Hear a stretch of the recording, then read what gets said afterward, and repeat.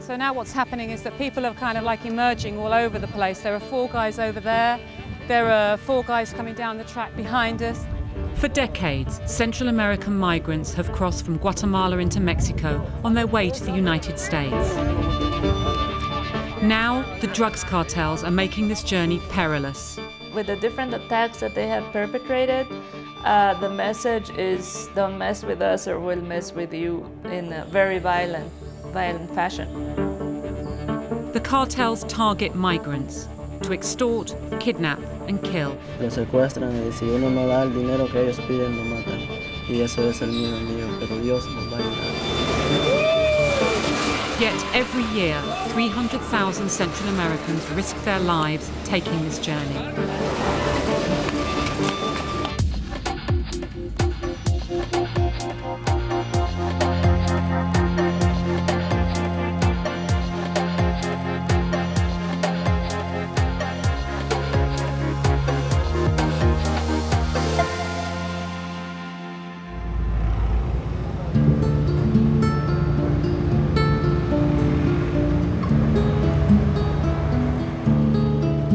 Santa Elena in the tropical north of Guatemala is a well-known stop-off for migrants who crisscross the region of Petén. Every day they arrive at the local Catholic Pastoral Centre. When we meet Johnny and Miguel, they haven't eaten for 3 days. They were travelling to the United States when they were kidnapped by the Zetas, the bloodiest Mexican cartel. They were so badly shaken by the experience, they decided to turn back and are on their way home to Honduras. Lo mismo secuestrarlos, lo decía, secuestrarlos para sacarlos el dinero. Pero en este caso como que fallaron porque nosotros no teníamos familia, nadie pues para recogernos. Y sí, ellos lo ponen como un castigo verbal, hablado primeramente, ¿va? Para meter los miedos. Y luego pues si ya no consiguen nada así, ya pues, empiezan a golpearlos como así, a torturarlos, ¿va? Pero como al darse cuenta que uno ya de tantas cosas, uno no da el brazo a torcer, ya como que se dan por vencidos y tal vez por eso. But what happened to the other 6 people that were taken with you too? No, eso no o sea, somos separados allá para interrogatorios o algo así. Pues nosotros lo escuchábamos gritos de que según le estaban pegando, pero no sabemos de qué pudo haber pasado con ellos. Mexican cartels are moving south into neighbouring Guatemala. Drugs have been flown in and out of Petén for decades using landing strips deep in the jungle. The Zetas began operating here in 2008 in alliance with local organised crime. Now they want to control these routes, and there are fears they may target migrants too. La policía de Guatemala capturó hoy a un sospechoso de dirigir a los sicarios de la organización. Organised crime is a story that's constantly covered by local media. Investigative journalist Julie Lopez has followed the cartel's move into Guatemala. For them, it's about profit and it's about business. If aside from making a profit from trafficking drugs, they can also make a profit from extorting migrants or kidnapping them, they're going to do it. If they manage to control complete sections of the territory near the border on the Guatemalan side, we might see the same situation replicated in Guatemala where migrants are being charged for crossing, either the migrants or their traffickers. From Santa Elena, the migrants' journey takes them west towards the Mexican border. Locals told us that some of these huge ranches have only appeared in the last few years, funded by drug money. A pickup truck of soldiers escorts us up a dirt track road to one of these ranches, the scene of a massacre that happened in May. It's the most violent incident Guatemala's seen for decades.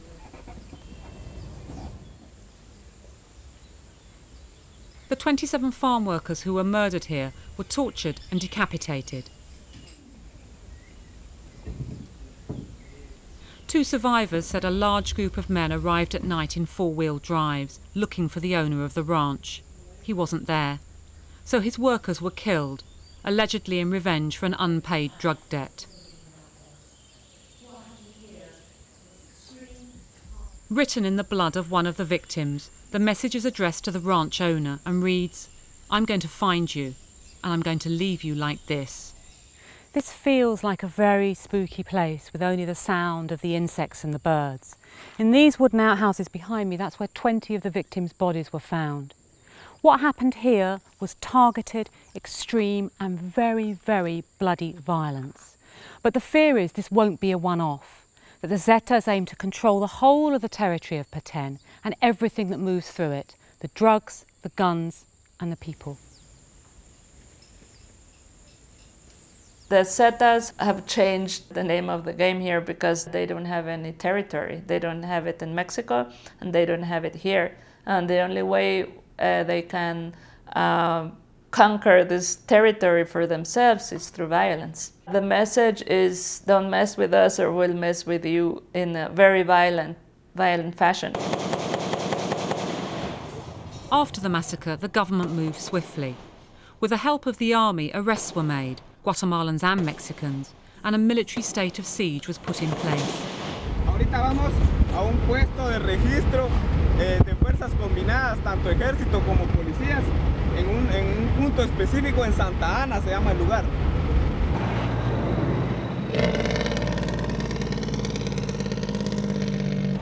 Lo que parece es de que como no había mucha seguridad, así como hay ahora, si hubiera estado así como es ahora, tal vez no hubiera pasado nada. Ajá, ajá. ¿Y usted es de Petén? Sí, de Petén. Ok, sí. Que lo pase bien, gracias.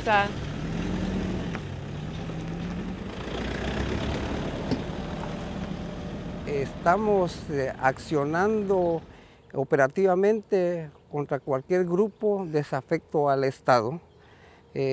Para estas fechas podemos nosotros apreciar con los hechos propiamente que la amenaza a la seguridad nacional pues está neutralizada, la población está tranquila. But do you feel as though you're in control? Tenemos neutralizada la amenaza. Operativamente tenemos el control de Petén. But the state's resources are limited. The colonel won't say how many more soldiers have been drafted into the region since the massacre. And Petén is a vast area, a third of the whole of Guatemala. Much of it is remote and lawless, with little infrastructure, perfect for organised crime groups to melt into.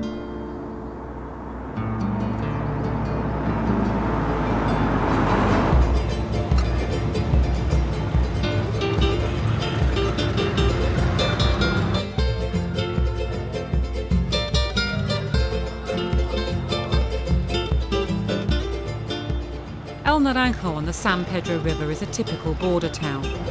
It's known for the contraband that moves in and out and for the migrants who pass through daily.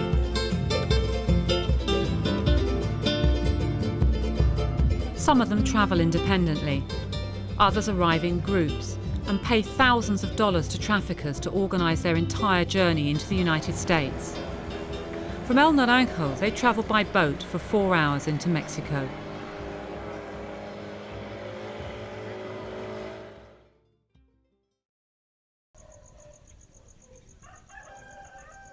Early morning, the birds are already on the move, and the boat owners begin the wait for passengers.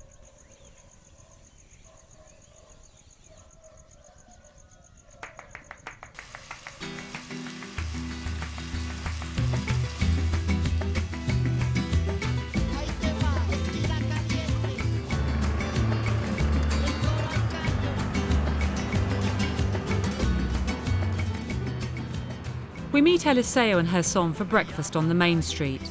They're in their early 20s and from Honduras. Both were unemployed back home and they're convinced they'll find work in the United States. But so far, it hasn't been an easy journey. Cuando salí de Honduras me asaltaron unos maleantes ahí, y entonces me quitaron todo el dinero y he venido así. No he venido con bus, pero pidiendo así para lograr el pasaje y así.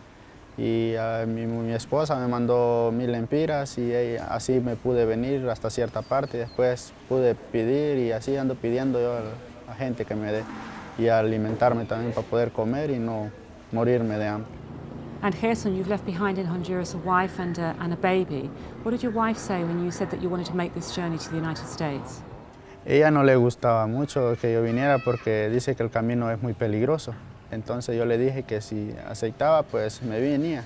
Entonces ya último día ella aceptó que yo me viniera, entonces yo ahí me vine. Pero si no hubiera aceptado ella, no me hubiera venido. Tengo 12 hermanos y no querían que me viniera. Yo les decía que iba a hacer el viaje y me decían mis hermanos, no hagas ese viaje porque es peligroso. Now, you've both talked about the risks that you run making this journey. Neither of you, though, have mentioned the Zetas, the Mexican cartel, that we know is taking migrants. Are you worried about them? Sí, este es el temor que tengo de que vaya a ir a dar de topes con ellos y que ellos vayan a hacerme algo. Allá en la frontera de México con Estados Unidos lo secuestran y si uno no da el dinero que ellos piden, lo matan. Y eso es el miedo mío, pero Dios nos va a ayudar.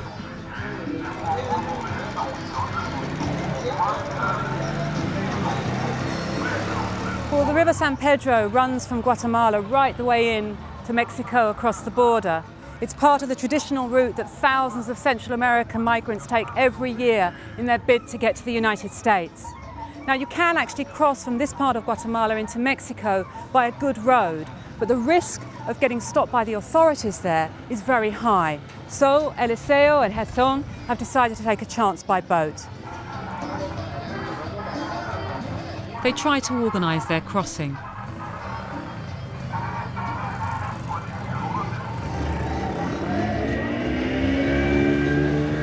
Other boats leave, but Eliseo and Hezon don't get a place on board. It becomes apparent that we're the problem, and we're told there's no chance of them getting a ride until we leave town. We head off and think perhaps we'll meet them again in Mexico. We enter Mexico at the official border crossing of El Seibo. There are no restrictions on Central Americans travelling in Guatemala, but once they arrive in Mexico, they're more vulnerable and can be deported.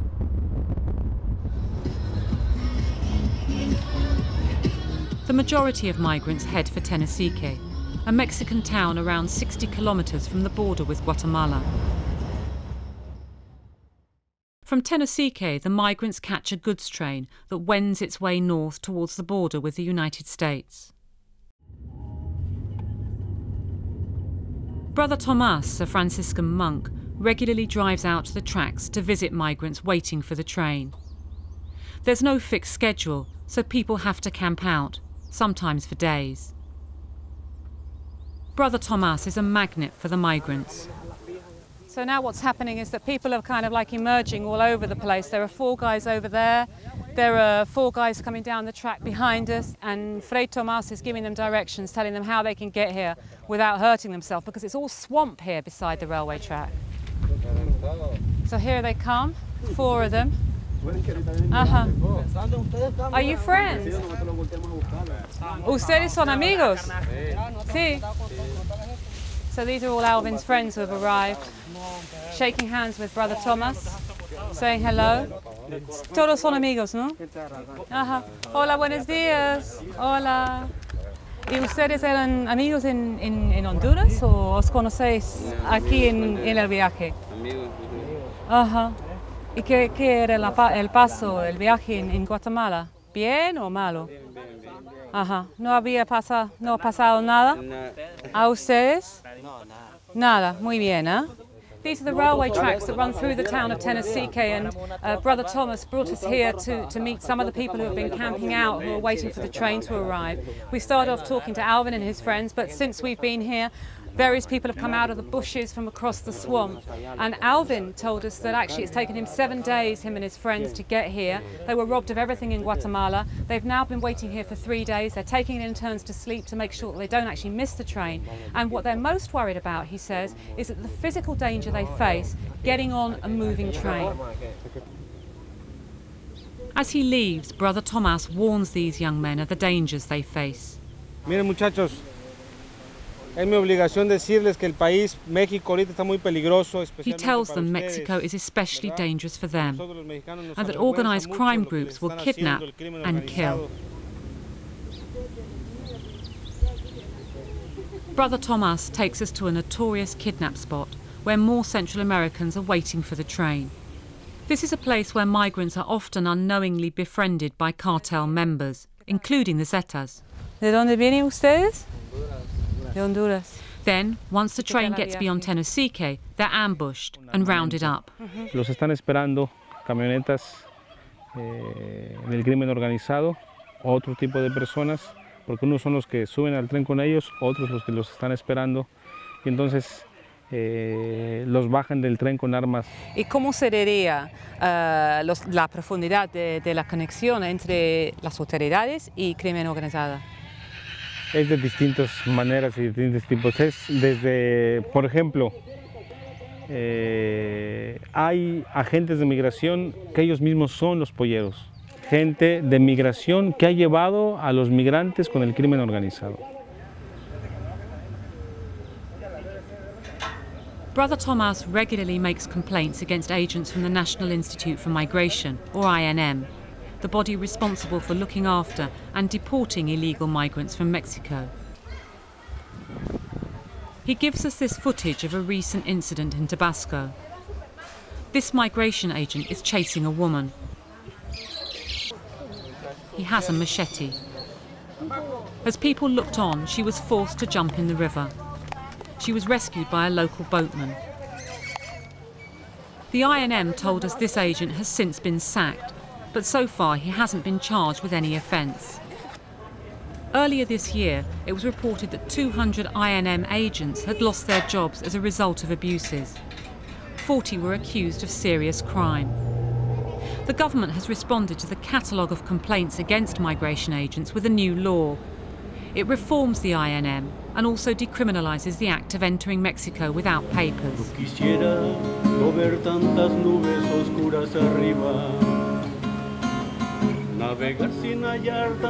But those who live in Tenosique are vulnerable too.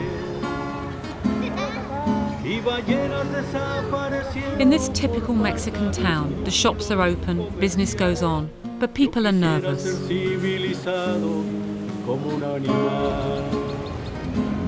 Few venture out after dark because of the fear of organised crime. Groups like the Zetas recruit from the thousands of Central Americans who come and go across the border with Guatemala. Armando, a local businessman born in Tenosique, has suffered greatly as a result of the movement of people in the area. Es un problema muy fuerte socialmente para nuestro lugar, para todos los que vivimos aquí. En lo personal, hace un año, el 13 de marzo del año pasado, en el 2010, me secuestraron un hijo y me lo mataron. Mi hijo era estudiante de la preparatoria, un muchacho modelo que yo estaba preparando para ser mejor que nosotros. Lo secuestraron, les pagué el rescate y lo mataron. Gente centroamericana. Armando says the men who took his son were from Honduras. Some have been captured. They're young men in their 20s who progressed from people trafficking to kidnap and murder. Pues viene huyendo de sus problemas sociales y problemas con la justicia también. La mayoría con la justicia vienen a refugiarse. Y pues aquí se cambian de nombre, se ponen 3, 4 nombres y es difícil localizarlos. Muy difícil. But Armando is sympathetic to migrants on their way to the United States. He's a volunteer with the Red Cross, an organisation that works with those passing through. We visit the migrant hostel in Tenosique to see if Eliseo and her son, the 2 Hondurans we met in Guatemala, have arrived yet. It's nearly 4 days since we left them, and they could have made the journey here in a day. Brother Tomas, who runs the hostel, tells me there's no word, but that he'll check with migration agents to see if they've been picked up. Perhaps they decided not to wait for the train in Tenosique and took a different route. Or maybe they've been kidnapped. This was the fate of nearly 11,500 migrants in just 6 months last year, according to Mexico's National Human Rights Commission. But many of those on the move will tell you the journey is still worth the risk. El lugar que vivimos es demasiado, pues si hay un muerto diario es muy poco. y por todas las cosas, y si uno trabaja, lo asaltan y lo matan por todas las cosas. Y la verdad que ya nosotros tomamos este camino porque ya pensándolo bien, ya digamos que la muerte ya es como una sombra para nuestra vida. Ya. It's an act of desperation, the fact that they are willing to put themselves through that situation. And you see even, for example, groups of women in their 40s going by themselves with no traffickers, no one. So it's a sign of desperation that they're willing to put themselves through that. Sí tenemos miedo de lo que pasa, pero con la fe en Dios yo creo que no lo va a pasar nada. Days later, there's still no news of Eliseo and Gerson, as La Bestia, the beast as the train's known by the migrants, pulls into Tenosique. ¡Papá! ¡Jálese para acá, mira, ve, para que sube el otro! ¡Jálese para acá! ¡Para que sube el otro!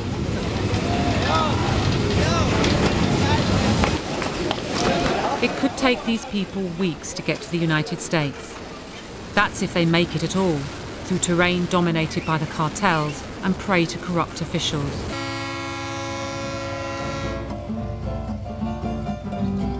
As the beast pulls out with the migrants on board, it becomes much more than a regular freight train.